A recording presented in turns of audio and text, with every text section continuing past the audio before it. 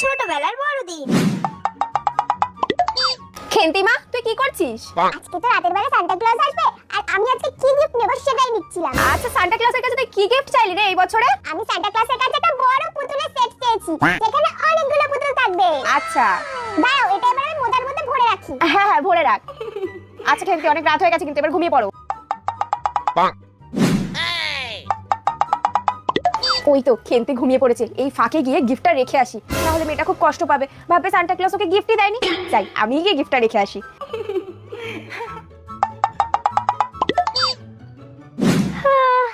সকাল হয়ে গেছে। সান্টা ক্লজ আমাকে গিফট এনেছে। মা, ও মা। কি হয়েছে রে খেন্তিমা? মা, এই দেখো সান্টা ক্লজ আমাকে গিফট দিয়ে গেছে। তুই খুশি হয়েছিস তো মা? হ্যাঁ মা, আমি খুব খুশি হয়েছি, খুব খুশি হয়েছি। মা, আমি যাই জিনকে ডুগডুগিকে দেখে আসি আর দেখি ওদের সান্টা দাদু কি গিফট দিল। আচ্ছা সাবধানে যাস।